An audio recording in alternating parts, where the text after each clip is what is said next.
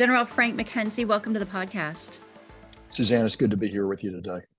It's really great to see you again. Your new book, The Melting Point, High Command and War in the 21st Century, carries a number of lessons. It was very favorably reviewed in the Cipher Brief, I will say, by someone with significant military experience himself. I always want to ask, like, why write the book? What inspired you to do this? And what are you hoping to get across by doing so?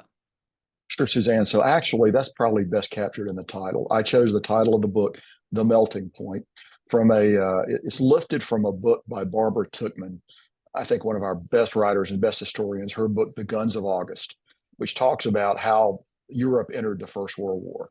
And in the book, she has a line where she says, that melting point of warfare, the temperament of the individual commander. And I thought that for many years, since I first read the book many decades ago, that line has always stayed with me. Well, I was a commander at a key time and place in our nation's history over the last 3 years. I was not an observer. I was a participant. I was in the very center, very much in the arena, and it allowed me to see how things work at the policy level, at the military level, and how that nexus joins that very complex nexus that is the heart of civ-mil relations. It also allowed me to experience tactical execution and to see how geopolitical decisions become plans, become operations, and human beings carry out those operations. So I wanted to share a little light on that. I wanted to talk a little bit about the way America's military works. I think we have the greatest military in the world. I think we have a great constitutional system here, and the military has a proud and proper place in that system. And I wanted to just take a little time to discuss that. Yeah.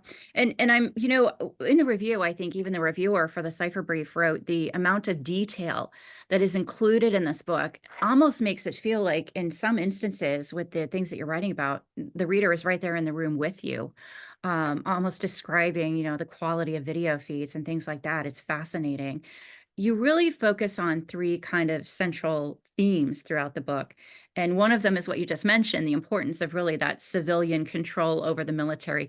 Not always something that you would expect someone who reached the level that you did within the military to come out fighting for. Talk about a little bit why you feel like at this point in time, in particular, civilian control over the military is important and some of the risks also that could be involved.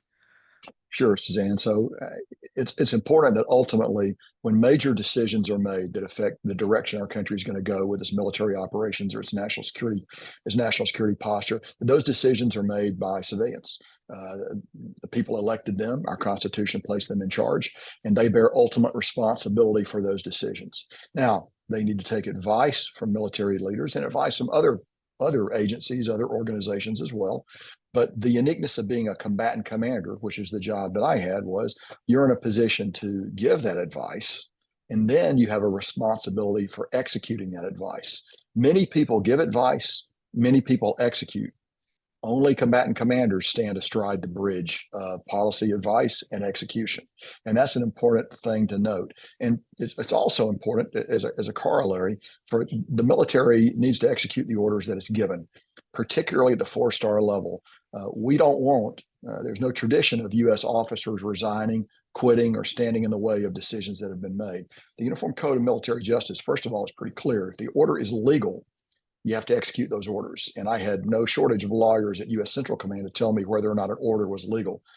But I also knew I didn't need a lawyer to tell me if an order was legal or not. If you don't like the order, it doesn't matter. You still need to execute the task. If you think the order is immoral or wrong, it doesn't matter. If it's not illegal, you need to execute, because we never want to get into a situation, I would argue, where senior military leaders challenge appropriately constituted civilian authority. That's bad for the Republic in the long term. The fact of the matter is, and I didn't write this, but some other very smart people have, civilian leaders have every right in the world to be wrong, and they have every right in the world to expect those wrong decisions to be executed by the U.S. military. I'm not saying that I would necessarily be happy to do that, but I would do it, and I have done it because I've given advice that wasn't taken. I've executed orders that I wasn't happy with, but I recognize that the principle of civilian control is more important in the long term to the health of the republic than any single decision and the quality of that single decision. If that seems clear to you, Suzanne. It seems absolutely clear. As a matter of fact, it comes across as extremely professional and someone with deep experience and understanding how the institution stands. I feel like in this day and age that we're living in, we are, as a society in general, making decisions based on quick emotions and sort of knee-jerk reactions and getting very opinionated about things in a world of disinformation. So it's actually kind of refreshing to hear the true professional description of how the institutions within the military and the civilian structure were set up and why they were set up that way.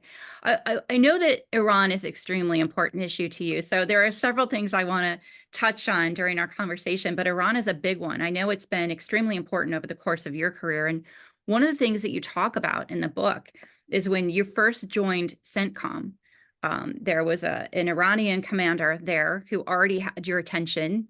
I wonder if you might just kind of take us back to that point in time and walk us through you joining CENTCOM, what that meant to you on a personal level, and why you were fixated almost on Qasem Soleimani. Sure, Suzanne. So I joined CENTCOM in the spring of 2019. And one of the things I did in the first 90 days or so of assuming command was I emphasized the importance of Iran as the principal adversary in the theater. They were behind most of the malign activities that were occurring across the region. The guidance I had been given, the formal guidance I had been given as a commander, emphasized the importance of focusing on Iran. So I had policy guidance to take a look at it. So I took some time to sort of look at the way the headquarters was oriented and to refocus on the importance of Iran as our principal adversary. Now, look, CENTCOM is a large, complex headquarters. We do a lot of other things besides this, so I don't want to ever give you the impression this was the only thing we looked at. We looked very hard. We had combat operations ongoing in Afghanistan and a very competent four-star subordinate there who was running those operations. We had operations going on in Iraq and in Syria at the same time, although the Iraq operations tended to be tied a little bit more to the Iran problem for reasons that are obvious to you. They're adjacent countries. So we reoriented the headquarters to take a look at Iran. In the meantime, in the spring of 2019 and the summer of 2019, because of forced drawdowns that occurred in the theater, Iran began to believe that they could push back against the maximum pressure campaign, which had no particular military component. It was an economic, diplomatic campaign designed to, bring them to the table to renegotiate on nuclear production, if you will, and a variety of other things. But Iran felt they needed to break out from that. So in the spring and summer of 2019, they began to plan and execute a series of attacks against their neighbors in the region. In May of 2019, a number of attacks on ships and other locations up around the Gulf of the Arabian Gulf and in the Strait of Hormuz. And then, of course, culminating in September of 2019 with a significant attack on the Saudi Aramco oil facility in northeastern Saudi Arabia and other activities throughout that period, continuing attacks by Iranian proxies on U.S. forces in Iraq and in Syria.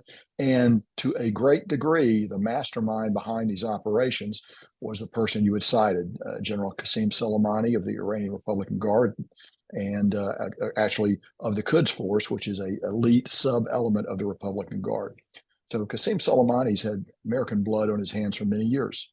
He's killed a lot of Americans and has been responsible for many American deaths in Iraq during our lengthy campaign there. But he was the mastermind behind this operation, and he was a unique figure, really, in the Iranian constellation of military leaders, because he stood really outside the chain of command. He had direct familial relationship with the supreme leader. He could talk to him directly. He could sidestep the Iranian army, navy, and other more conventional elements of the Iranian military, should he choose to do that. And he was remarkably charismatic in his ability, particularly to go into Iraq, knock heads among the Shia militant groups, and get them all to sail on the same course. He was very effective doing that. And so I'll stop there to just say one thing. When you think about what was going on in that summer and Qasem Soleimani's importance, we need to understand Iranian priorities. The number one priority for Iran always has and will be protection of the regime. They view themselves as a revolutionary state that's assailed from many directions, and they know full well that revolutionary states often don't outlive the revolutionary generation. So they're determined to preserve the regime, the theocratic regime, with all its repressive activities that occur inside of Iran and all its malign activities that are exported from Iran. The number one objective is to protect that regime. The number two and number three objectives, to read their literature and their pronouncements, are the destruction of the state of Israel and the ejection of the United States from the region. And Qasem Soleimani particularly pursued objectives 2 and 3, and he was very assiduous in the way he worked that. And he rose to be the sort of the person that brought it all together for Iran. In meetings, he'd speak last. His voice, his opinion carried a lot of weight, and he was a very effective person at putting together attacks. So he came to our attention. We looked at him very hard and continued to track him. We saw him travel, and then if you want, we can talk more specifically about December of 2020 if you'd like, Suzanne. I'm prepared to do that, or would you rather talk about something else first? No, I think absolutely, because I think it's sort of bringing the story to I won't say an end for the general in this particular case, because you were in control. You gave the command for the strike that killed Qasem Soleimani. I do kind of wonder, you write about it in the book. So I'm hoping everyone who's listening to the podcast will pick up the book to really get the full sense of everything that you have to share on how this came to be. But I'd love to know from you on a personal level.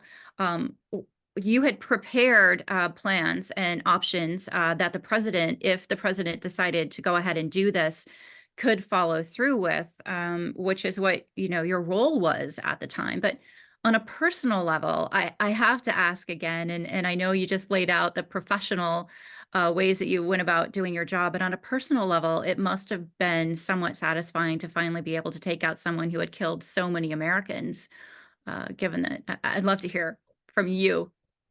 Sure. So as we got into December of 2019, December 2019, I'm sorry, attacks were spiking against our forces in Iraq and in Syria.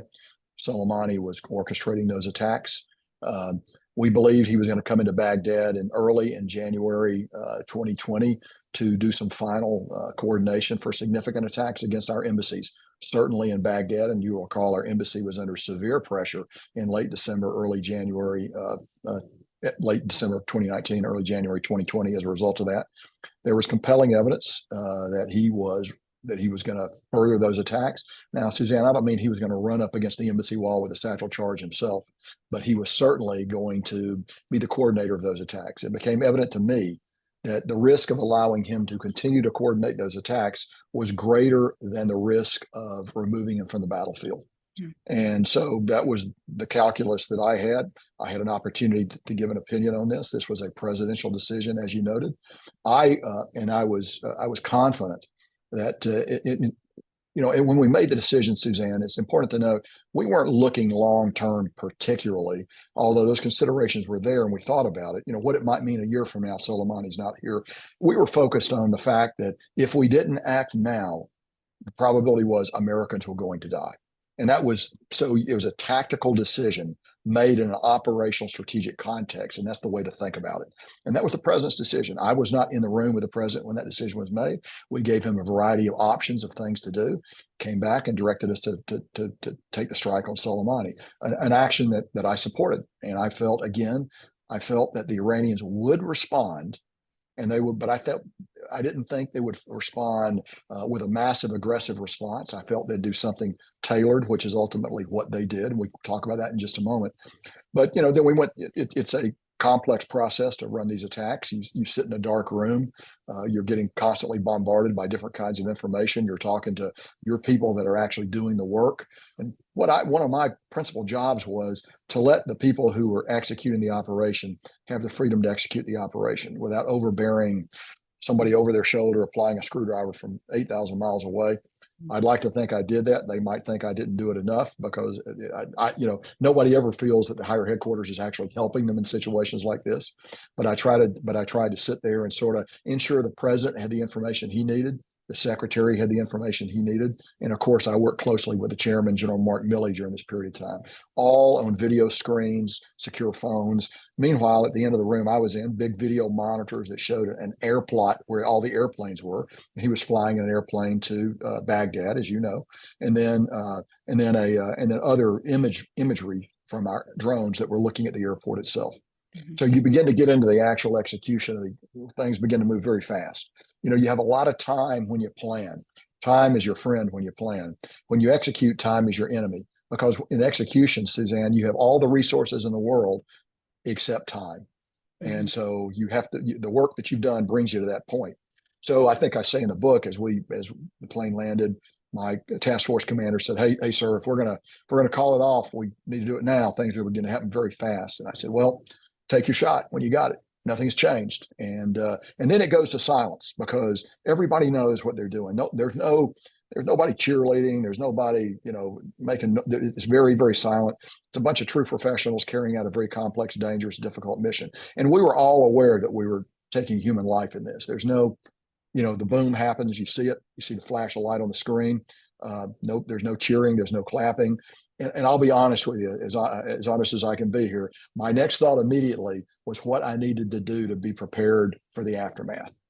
At that moment, there was no sense of satisfaction. There was no sense of anything except I need to now get ready for the inevitable Iranian response, because we had to make calls to our friends in the region to tell them what had happened, because we had kept this compartmented. And nobody likes a surprise like this. So you get very busy for a couple of hours making those calls. Meanwhile, we're waiting to ensure that the mission was accomplished, and we were able to determine that pretty quickly. And so I could tell the president, yes, we have accomplished the task you gave us. When I got home that night, late that night, I probably sat down and the enormity of it hit me, the significance of it. But it wasn't until then, some hours later. But in the moment, you are completely and wholly consumed with execution, because you got people in risk. I had forces in Iraq that I knew were vulnerable. I had a commander there who was sitting in full body armor talking to me on the other end. I was very much of the risk he bore as the result of the action that we had taken. So that all that goes through your mind. But the main thing is you just don't want to screw something up. You don't want to do anything that's going to cause damage or loss of life to our side as we execute this presidentially directed mission. It's fascinating because the reality is that very few people will ever be in a situation like you were in. The closest we'll ever get to it is watching a movie or a television show that may put a little extra effort into getting it right. So it's really fascinating to sort of hear you depict and read in the book how you describe what happened here. I know that Iran and the issue of deterrence is very close to your heart as well. So the aftermath is somewhat important here to learn whether you think that the killing of Solomani was an actual deterrent to Iranian aggression in the area. And I want to let you talk a little bit about whether you think it was effective. Sure. So we know that deterrence is a concept in the mind of the opponent, in the cognitive space of the opponent, where the opponent thinks about the action they want to take, and they have to debate: can we do it? And B, is it worth it, or will they punish us if we do that? So when you deter someone, you need to display capability to actually hurt them or prevent them from accomplishing their goal, and you need to display will. Well, so the Iranians know our capability. They have no doubt of our capability. They understand it very clearly, and they have a very clear understanding of what we can do. What they always doubted is our will. And Solomani had been central to that as he brought EFPs into Iraq and towards the end of our withdrawal, and hundreds of Americans died. We never actually pushed back terribly effectively against them. In 1983, when the Marines were attacked in the Beirut bombing, we ultimately withdrew as a result of that. Many people don't remember that, but the Iranians certainly do. So they have a sense that the U.S., if pressed, will back down. The Solomani strike caused them to reconsider. And so there's actually a very good interview done with the Iranian Foreign Minister Zarif. He made the mistake taping an oral history that was leaked, and the New York Times ran an article on it, and you can read the article to see how badly the death of Soleimani affected the Iranians. So I think it had a powerful effect. They did respond, but in a calculated manner. Now, in that manner, striking al-Assad, they were trying to kill Americans. So let's be clear about that. They weren't trying to lowball it, but they weren't looking to fire hundreds of missiles at us either. at our bases across the region. Now, we were able, by excellent action by commanders on the ground in Iraq, to ensure that no fatalities occurred. We did have cases of mild traumatic brain trauma, which is significant, and I don't want to minimize that, but we had no fatalities. And at about the same time, the Iranians messaged us through the Swiss that it was over. They didn't want to continue. They were ready to call it equivalent. And I thought that, frankly, that President Trump made a very wise decision, and he walked away from that. It was the right thing to do. And so I would argue from that period, for quite a while, contested deterrence was established. The Iranians were not willing to go state on state against us. Now, at the same time, they were willing to continue pinprick attacks against one of the lesser objectives that we just discussed, which is pushing us out of the region. But they were not willing to take us on a large scale. So I would argue that it did effectively reset deterrence. Now, look, there are other views, and I recognize those, but I'd close by saying deterrence in this region, because of the region's history of violence and quick resort to violence, deterrence always has a half short life. It doesn't last too long. You have to continually flex deterrence, demonstrate activities that prove deterrence. I mean, we did it here just a couple of months ago. Iranians have been attacking our forces in Iraq and Syria. We did a series of strikes. The Iranians have backed down as a result of that. Now, I predict they will pick back up at some point in the future. But for a moment, at least, here's why. The Iranians, within their belief system, it's hard sometimes for Americans to grasp this. Within their system, the Iranians are rational actors, and they respect and understand the use of force. And when we choose to deploy force effectively, the Iranians will respond. I know that you put a lot of time and effort into choosing the things that you were going to write about in this book, and it must have been difficult somewhat to select what would be included and what wouldn't. Was there anything that you were debating whether or not to put in the book, and a reason why? I think for what I wanted to write about, I got just about everything in there. I had a long section that I didn't put in the book about the Joint Chiefs of Staff, because I think it's important. Their role was important. There's a fairly short section in the book, but I had probably 80 or 100 pages on the Joint Chiefs. I will save that and do something with it at another time. My editors rightly thought, look, it's sort of tangential to the points you're making. I enjoyed writing it because, before I was the commander of Central Command, I was the director of the Joint Staff. And then before that, the J5. So I think I have a pretty good understanding of the Joint Staff, and I wanted to talk about that. So we dropped that out, and I think it actually aided the narrative flow of the book. It kept it focused on CENTCOM and my observations. And maybe a sequel as well. I kind of like that. Maybe that's possible. You really have, I think, been the epitome of professionalism in the military world, and you tend not to try to be political. Yet you say some things in the book you write about, particularly the time right after the 2020 election, when you were describing some of the people who had sway over policy as unconfirmable, I think, and unqualified. I have to ask you, because this is an issue that is so important for people to understand, and you have such a unique viewpoint on this. Can you go a little bit more in depth about what you meant and the dangers that could pose overall? Sure. Yeah. In the period from presidential election to inauguration, you had a lot of actors drift in and out of the Department of Defense with a lot of opinions on different things.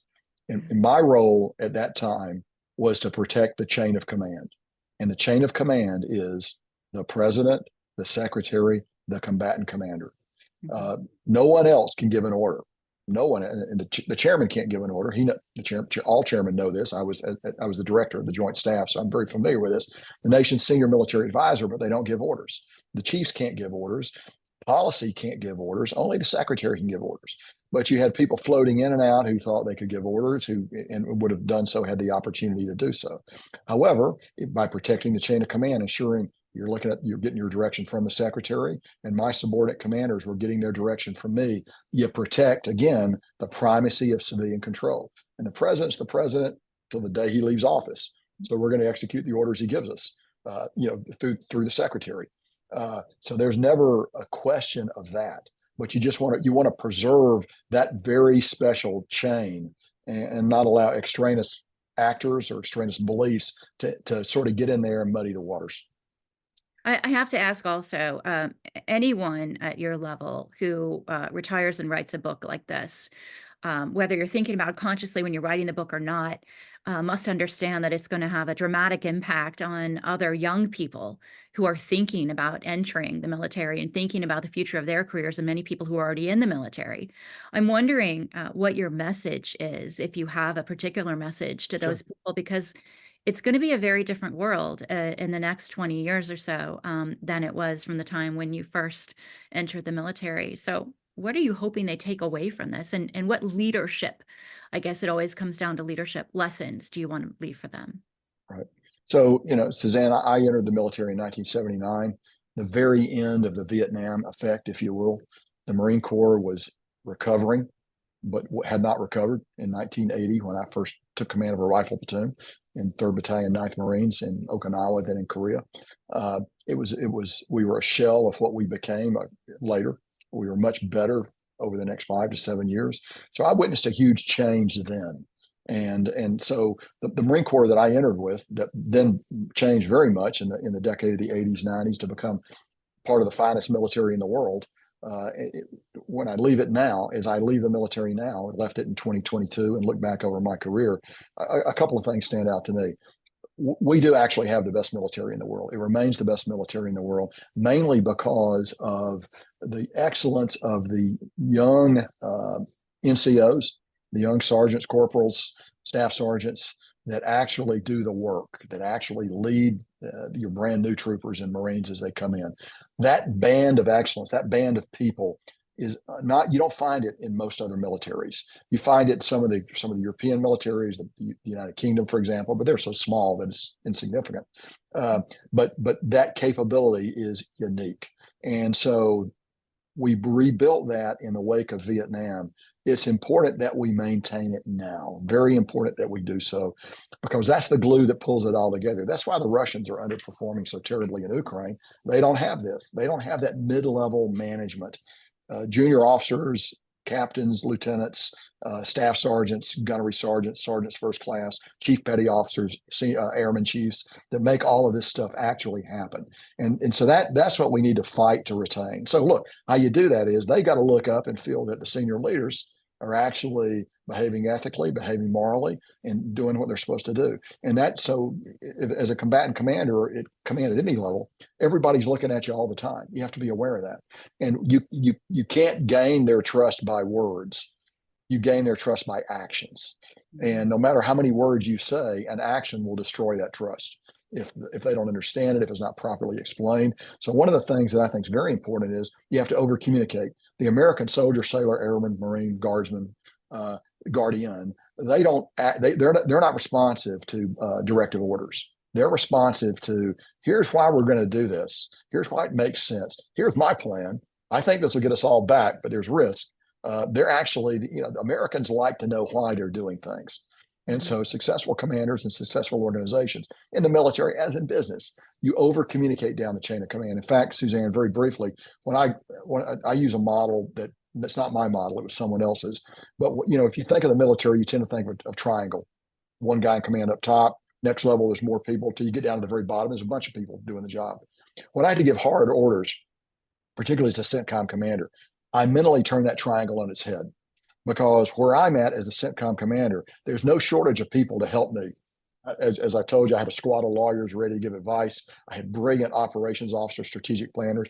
But as you go down the chain of command, people get fewer and fewer till you get to that finally that man or woman who stands alone in contact with the enemy. And everything we do has to be designed to give that man or woman what they need to do in order to prevail, because they're at the very tip. And so I used to think about that. Sometimes you can't give them all you want. Sometimes you have to place them in grave risk. But that was the mental model that I tried to think about as I made hard decisions. As this book will undoubtedly inspire others, were there one or two people that really inspired you and shaped your view of leadership and your view of responsibility in military over the years? I was very lucky to have a lot of mentors on active duty as I went through. A lot of people who, for whatever reason, took an interest in me. But as I look at across history, I am particularly affected by Field Marshal William Slim. who was a British commander, Bill Slim as he was known, fought in the China-Burma-India theater, which was a forgotten theater. So it's never gotten the attention that the campaigns in Europe got, or the campaigns in the Pacific for that matter. But he was defeated by the Japanese the first half of the war, fell back to India, fought a brilliant battle, and then regained and went all the way and gained strategic victory. He is a remarkable leader, and he wrote a great book called Defeat into Victory, which is a book I reread frequently because there was no artifice about it.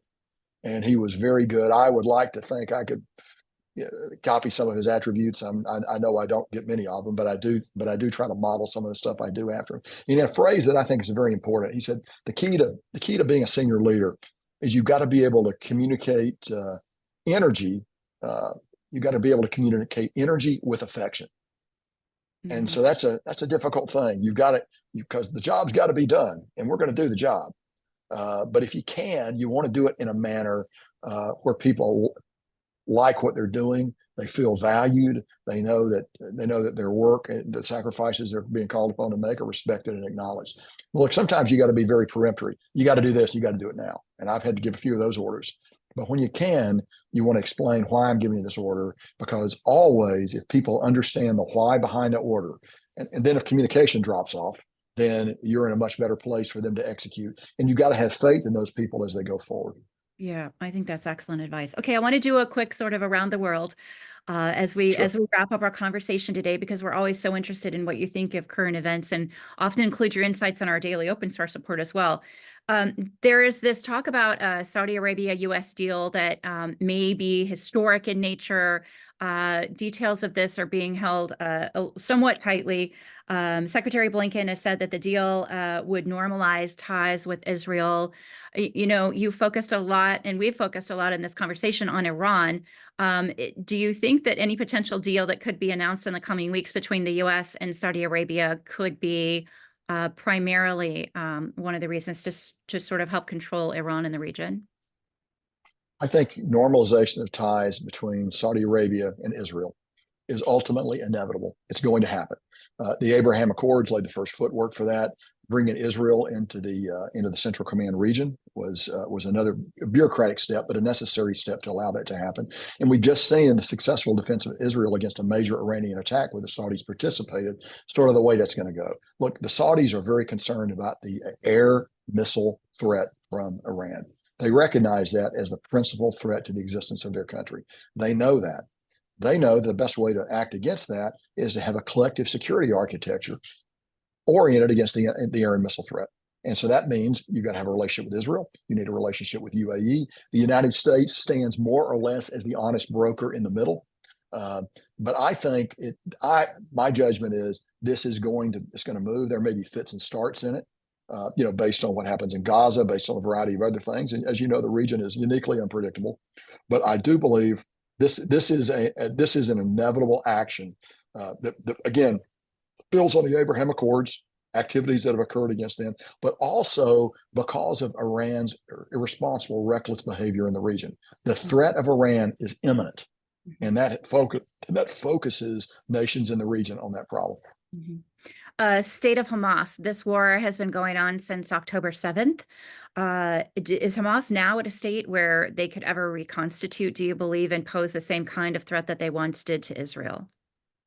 Well, so Israel's done a very good job of treating the major combat formations of Hamas. I think there are still some left, but they've probably gotten the majority of the combat formations off the table. I think they've had less success against senior military and political leadership because they stayed hidden, probably surrounded by Israeli hostages, and they're very hard to get to. So I think we need to recognize that. I think Hamas is on its back foot now, but I think what happens next is very important because you got to put something in place that will prevent Hamas from reconstituting. And that's going to need to be some kind of a stability mechanism, perhaps other Arab countries that come in on the ground there at some point. I think it would be, my judgment, a long-term mistake for the Israelis to hold Gaza because I think it'll be endless war then, should they elect to do that. Heavy Israeli casualties, heavy Palestinian casualties. It'll be a flourishing breeding ground for Hamas. You have to change that. You have to change that circumstance somehow. So that's sort of, if I were going to look at the way forward, I would see that as the way forward. I think Hamas would find it difficult to launch a major attack now, But if unless we think hard and long and come up and design a future that prevents their rise, they're certainly going to be back. Absolutely. We should take them at their word when they say they want to destroy Israel, and that's the primary motivating factor for their existence.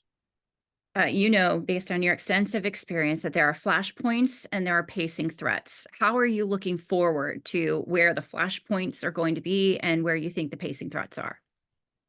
Sure. So I think China remains the pacing threat for the United States. We need to configure our military to be able to contest China, and I think we're doing that.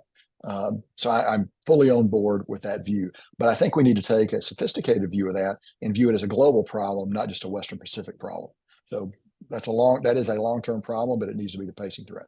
Look, at the same time, you can't ignore Russia. A small and declining economy, bad demographics, a lot of problems that beset Russia. But one thing they've got is a sterling nuclear arsenal and the ability actually to kill all of us in about 40 minutes should they choose to do so. Now we can kill them too. So that's cold comfort for all of us. But Russia is not so much a pacing threat, I would argue. We need to be China and Russia together they're the two existential threats. Let me be clear about that. We need to pace against China, and we need to also look at Russia to a lesser degree. But we need to, if we're going to weight one, you weight China, but you can't ignore Russia because the capabilities you need are different against Russia, perhaps, than China. China is essentially an air, land, sea, space cyber fight. Air, sea, cyber, space fight, a little bit of land combat. Russia, a lot more in the land domain. And so those are, they overlap, but not completely. So I think as we design our force and as we look forward, we need to take that into account. Now, look, Iran and North Korea are not existential threats to the United States. You can accommodate them as lesser included offenses, if you will, under those other things that we just talked about. But we also need to look at the long-term problem of violent extremism. It's not going away. It's going to remain, and it's going to grow in places like Afghanistan, where we've left. It's going to grow in sub-Saharan Africa.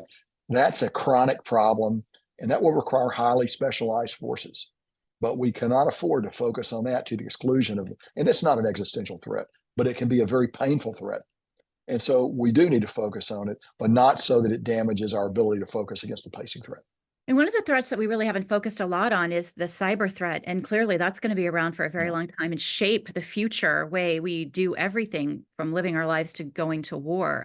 What are you doing now in your retirement besides writing excellent books and focusing on the cyber threat and whether the U.S. is prepared or not? Sure. So, my theory is actually we know more about the space domain than the cyber domain. Sometimes people push back on me against that, but I argue that the internet, the web, is vast and infinite. It's as infinite as the human mind. And space operates on fairly predictable principles of physics, celestial mechanics. We can see into space pretty clearly. Sometimes there are some, not many, but some rule sets that govern what happens in space. Those are being tested now by others. I'm aware of that, so I don't want to overstate that.